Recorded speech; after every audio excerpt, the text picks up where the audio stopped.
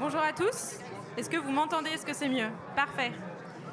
Merci d'être présents très nombreux pour cette conférence autour de la décarbonation des entreprises, sujet vaste et complexe et qui se fait de plus en plus pressant chaque année. Le contexte climatique nous le rappelle chaque jour et je ne vais pas revenir dessus aujourd'hui parce que je pense que tous ceux qui sont présents aujourd'hui ont conscience du sujet et on les base. Mais notre ambition pendant ces 30 minutes de conférence est vous donner quelques pistes de réflexion, quelques méthodes, quelques bonnes pratiques pour passer à l'action concrètement en faveur de la réduction des émissions des entreprises et pour piloter la baisse de ces émissions de façon pérenne au sein de vos entreprises. Voilà, on va partir du postulat que votre entreprise, en tout cas l'entreprise concernée, elle est déjà passée par la première étape, c'est-à-dire qu'elle a déjà établi son bilan des émissions de gaz à effet de serre, qu'elle sait donc où se trouvent ses principaux postes consommateurs sur sa chaîne de valeur et donc quels sont ses leviers d'action. Et donc pour aborder ces thématiques, nous avons le plaisir d'avoir aujourd'hui avec nous Édouard Fourdrin, qui est coordinateur Acte France à l'ADEME. Donc Acte étant une méthodologie de référence pour accompagner la stratégie de décarbonation des entreprises. Et donc Édouard va pouvoir nous en dire quelques mots. Bonjour Édouard.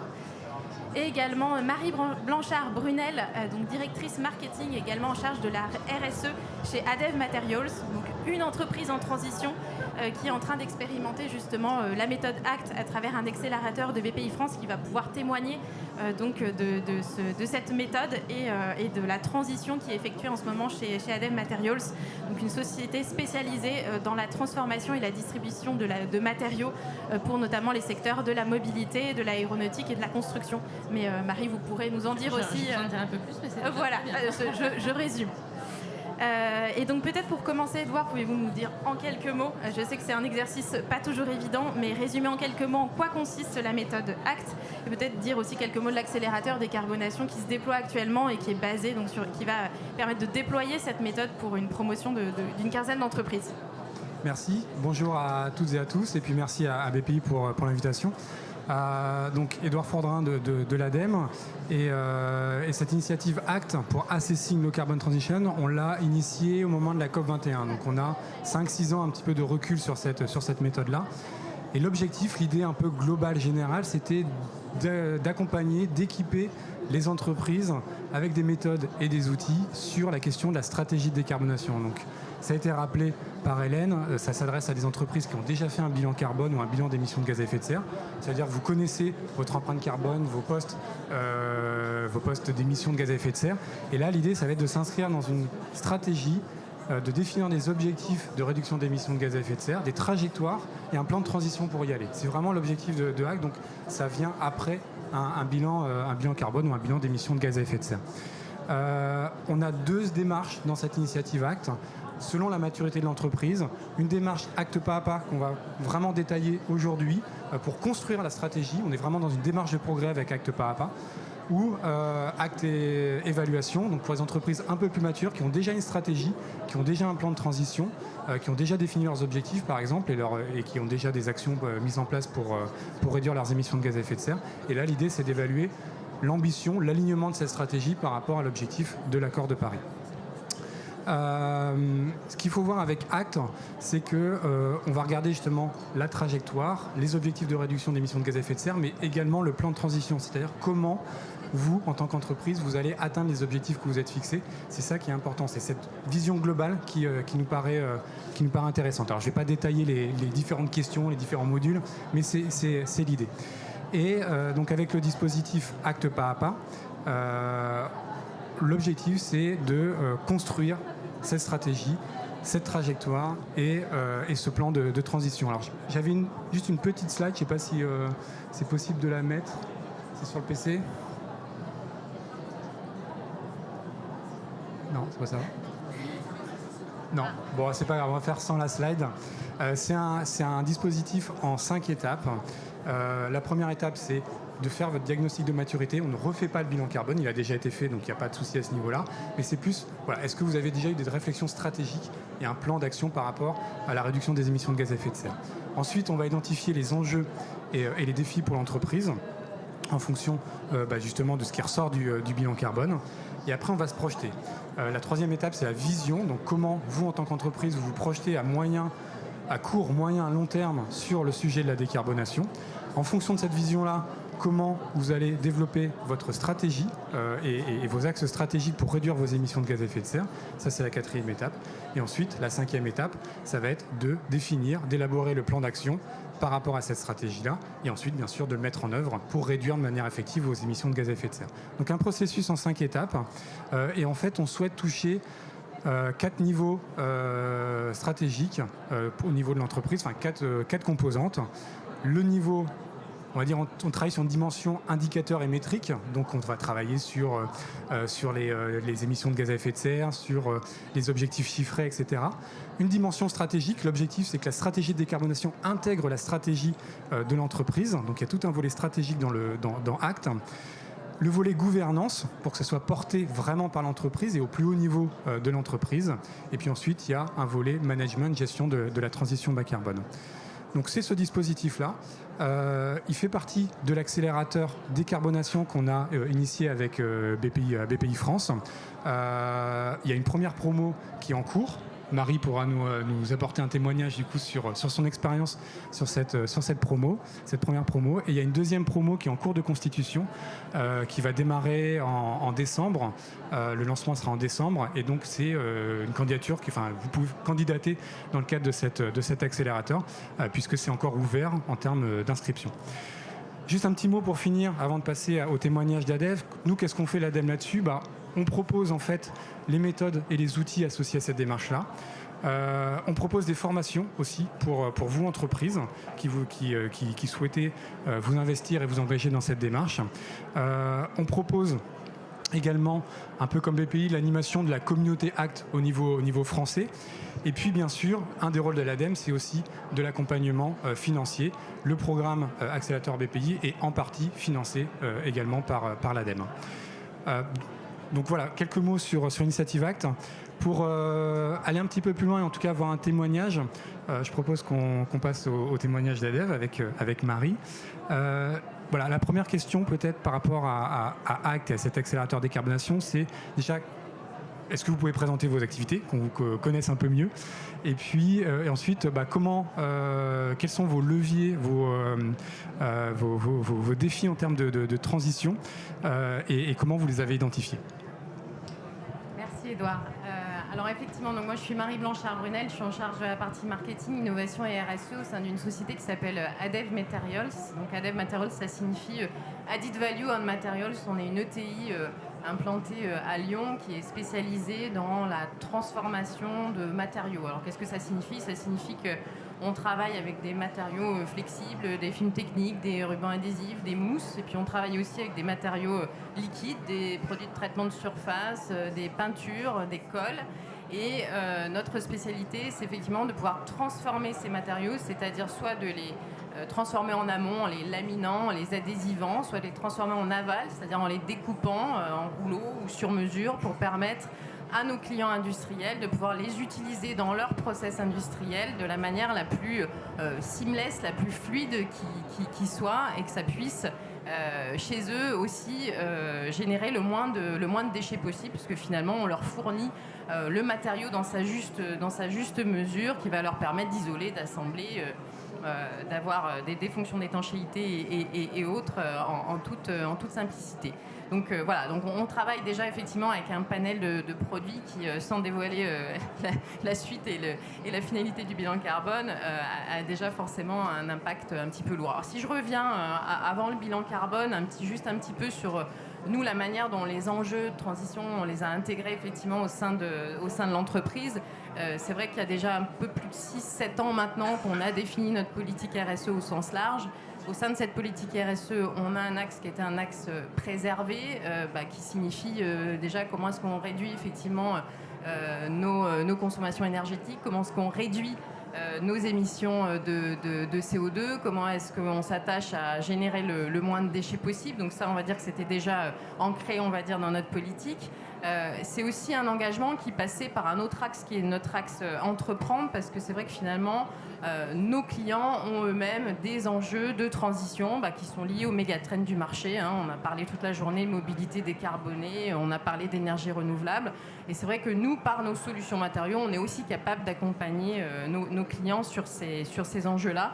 Encore une fois, en participant aussi à leur propre réduction d'empreinte carbone, puisque justement, si on leur permet d'avoir des solutions sur mesure qui, eux, leur génèrent moins de déchets et en plus avec des matériaux durables, je dirais que là, on s'inscrit vraiment dans une démarche et dans un écosystème plutôt vertueux. Cette politique RSE, on a voulu ensuite vraiment la concrétiser en 2020 en définissant notre raison d'être. On a associé là encore nos fournisseurs, nos clients, nos collaborateurs, parce que c'était important finalement de donner du sens à toute cette démarche. Et c'est vrai avant de rentrer, on va dire, dans les bilans, dans les KPI, etc., il fallait réussir à embarquer et définir la raison d'être, même si aujourd'hui on n'est pas une société à mission.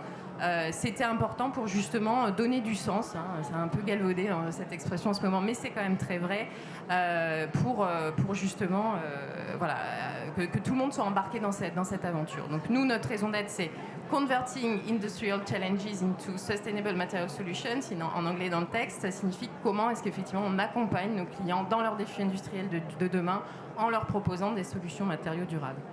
Et puis j'en viens effectivement à l'élaboration du bilan carbone, parce que comme tu le disais, Edouard, c'est un petit peu le prérequis. Alors on a fait un premier exercice, nous, en 2019, sur un périmètre un peu restreint, parce qu'aujourd'hui, ADEV Materials, c'est 650 collaborateurs dans le monde, on est implanté dans 15 pays, on a un chiffre d'affaires de 165 millions d'euros, mais c'est vrai qu'on a toujours été très pragmatique chez nous, donc on a commencé déjà sur un premier périmètre un peu petit, qui était déjà que la France, donc ça ne nous donnait pas notre empreinte globale, mais c'était, je dirais, aussi un petit peu pour se faire la main, savoir comment est-ce qu'on allait récolter les datas, savoir comment est-ce qu'on allait les analyser, identifier aussi nos collaborateurs sur place, qui étaient en mesure de nous fournir ces informations. Et puis en 2020, on a élargi le scope, et puis en 2021, là, on a pu enfin avoir, on va dire, un bilan carbone qui soit un peu plus solide, sur lequel on allait pouvoir passer à l'étape d'après et construire effectivement la suite de l'aventure, notamment avec l'accélérateur décarbonation.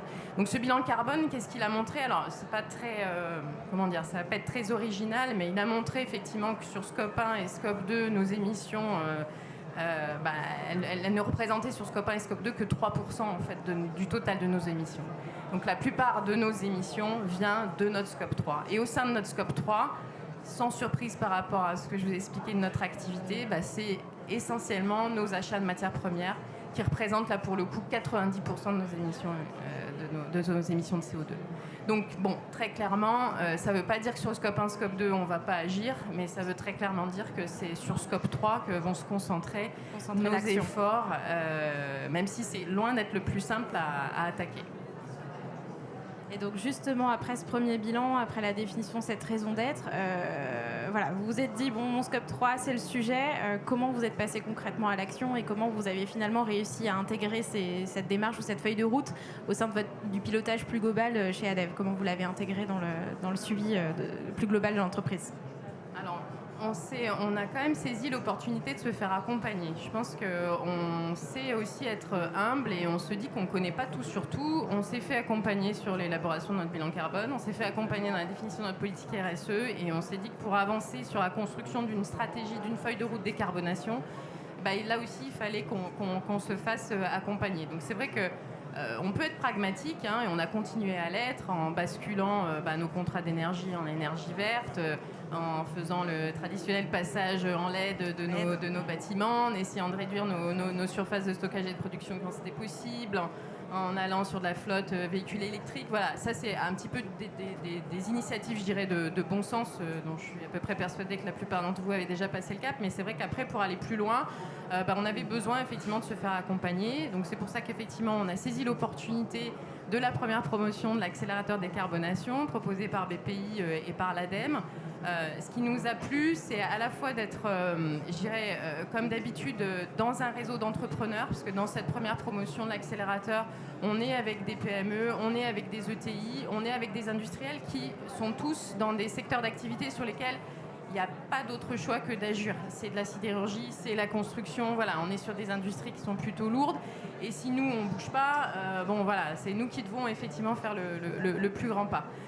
Donc ça déjà, se retrouver en réseau, pouvoir échanger, voilà, on a tous échangé beaucoup aujourd'hui et c'est important de ne pas se sentir seul et de partager les bonnes pratiques. Au-delà de ça, on a effectivement un accompagnement conseil, c'est-à-dire qu'on est aussi en mesure d'assister à des conférences, ce sont souvent des conférences inspirantes, donc très régulièrement sur le programme accélérateur décarbonation qui se déroule sur 2 ans. Voilà, on a effectivement pas mal d'interventions d'experts de l'ADEME, d'experts d'autres sociétés. Donc c'est très très riche déjà en apprentissage, on va dire, de ce qu'on peut faire.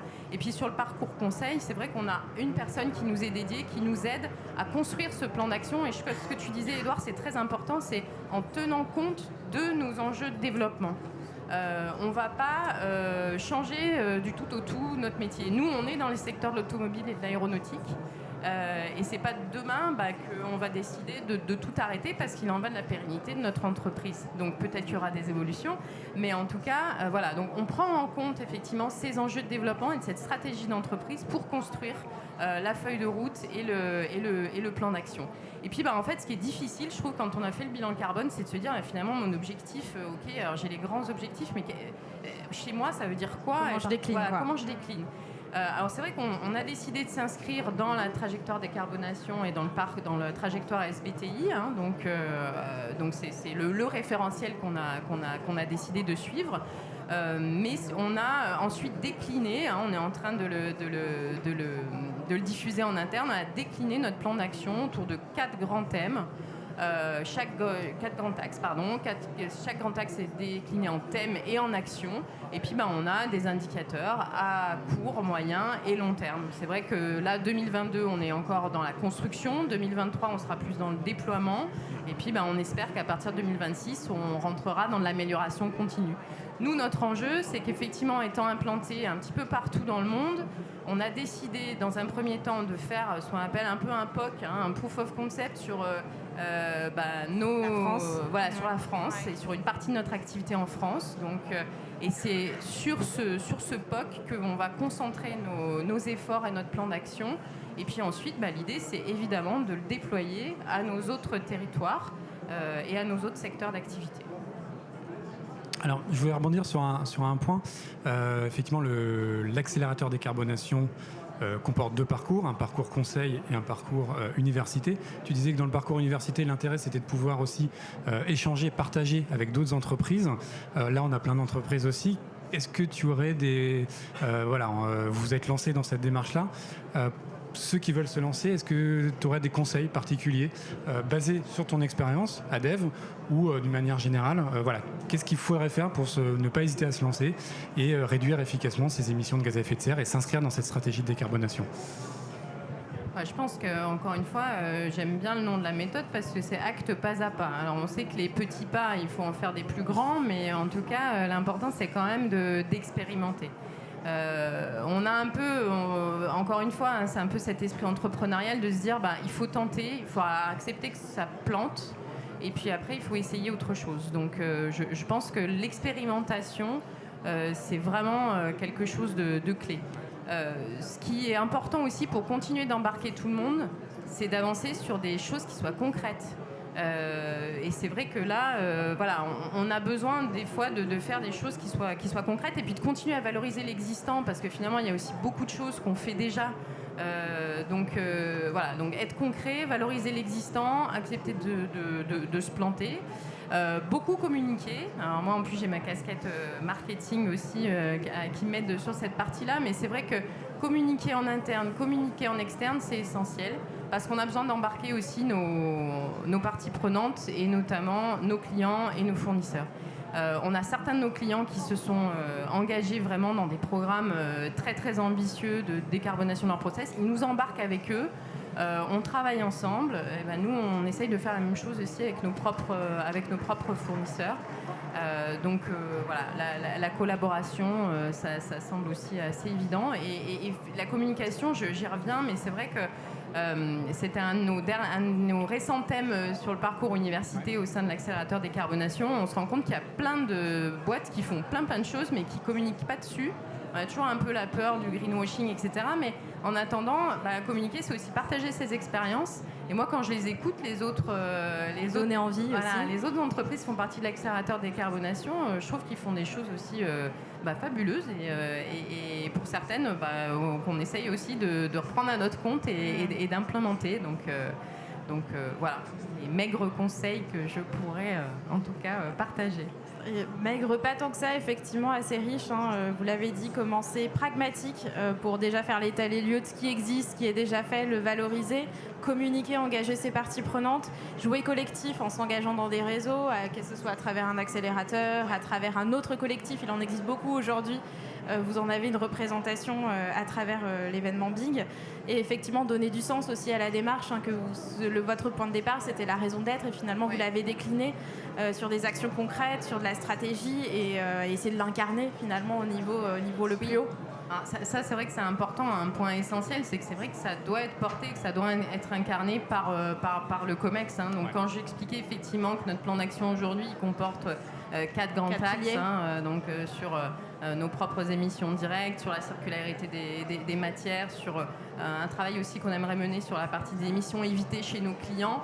On a aussi tout un travail effectivement de que ce soit porté au niveau du COMEX, que les engagements se traduisent aussi dans les objectifs de nos collaborateurs. Ça, c'est aussi des choses qu'on va mettre en place pour 2023, qu'on a commencé à proposer sur certains sites, c'est-à-dire à mettre en place des surprimes d'intéressement au sein des sites qui ont déjà de l'intéressement. Donc ça vient évidemment pas pénaliser ce qui devrait toucher en cas de bonne performance de l'entreprise, mais on leur dit si en plus avec ça vous arrivez à réduire une partie des émissions du site, ça vous fait un bonus. C'est un bonus. Ouais. Et je pense que ça, c'est très important. Et en tout cas, sur nos managers, les engagements en termes de décarbonation vont venir intégrer les variables dès l'année prochaine parce que il faut aussi pouvoir susciter un petit peu, encore plus d'intérêt. Voilà. Super intéressant. J'espère que vous reviendrez l'an prochain pour nous donner les résultats de tout ça, en tout cas l'avancement. J'espère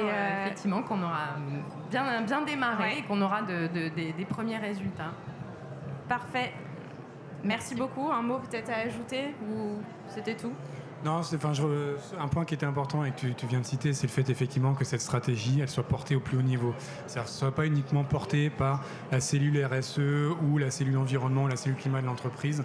C'est important effectivement de cette stratégie. Alors il y a plein de choses importantes, mais que ce soit vraiment porté au plus haut niveau de l'entreprise, qu'il y ait un vrai portage. C'est ce qu'on demande dans Acte Pas à Pas, d'ailleurs, via des engagements, des signatures de la part du plus haut niveau hiérarchique de l'entreprise.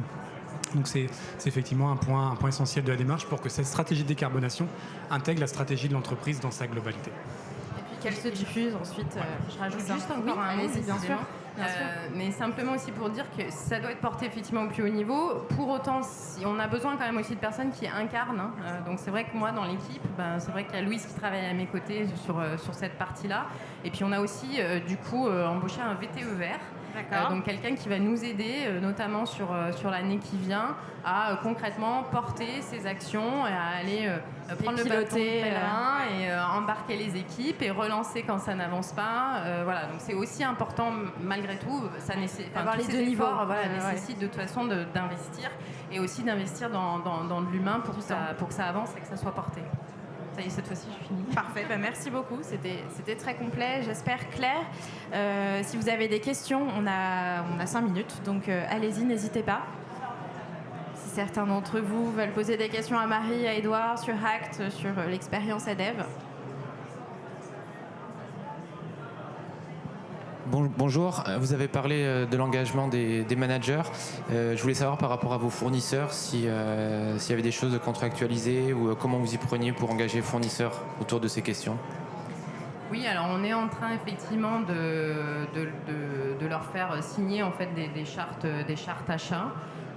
Et puis ce qu'on essaye de plus en plus de faire, c'est on leur fait passer aussi un questionnaire vraiment spécifique RSE pour mieux connaître tout ce qu'ils ont entamé comme démarche. Et pour pouvoir identifier en leur sein en fait, qui sont les responsables et qui sont les porteurs. Parce que très souvent, la problématique, c'est que les acheteurs parlent aux acheteurs ou aux commerciaux et qu'on n'a pas forcément non plus les bonnes personnes en face pour bien comprendre quels sont les engagements des fournisseurs, ou s'il n'y a pas vraiment d'engagement, essayer de voir comment est-ce qu'on peut pousser un petit peu les éléments. Donc on n'a pas encore... ça fait partie, on va dire, des critères de sélection. Ça fait partie des engagements qu'on leur demande d'avoir. On essaye d'identifier. Voilà, après, on ne va pas au-delà aujourd'hui dans les contrats qu'on peut avoir avec eux.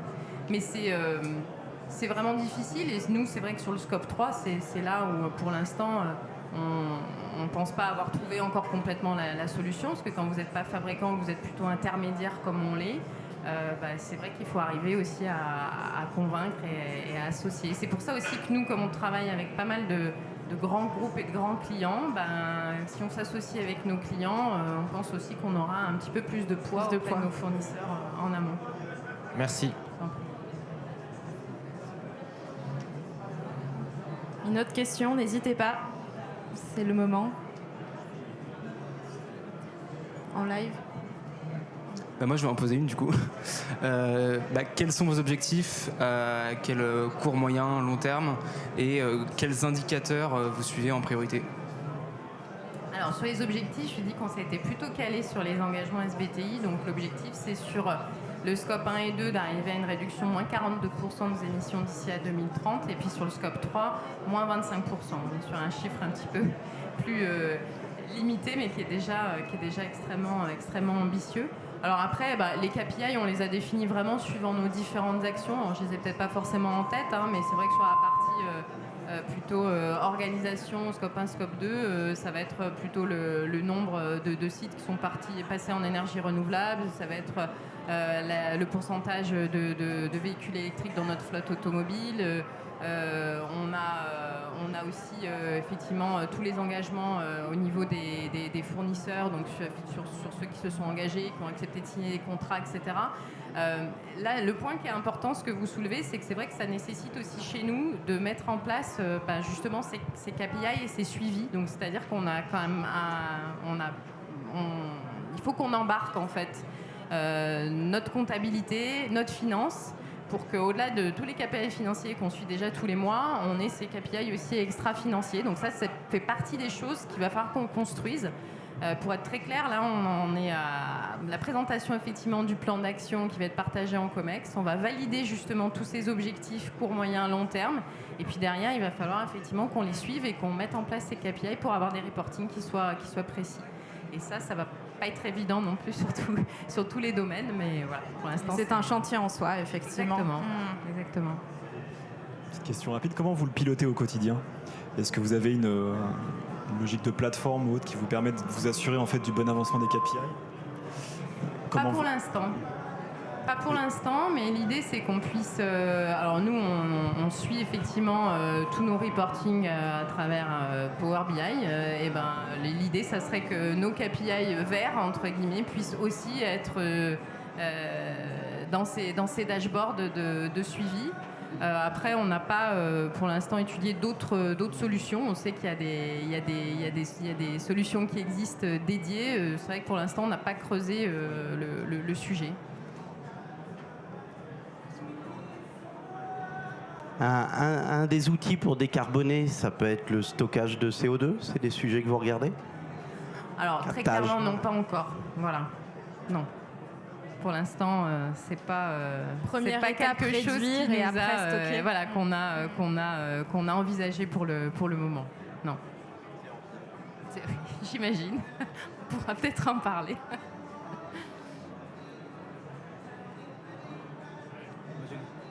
Ça marche plus.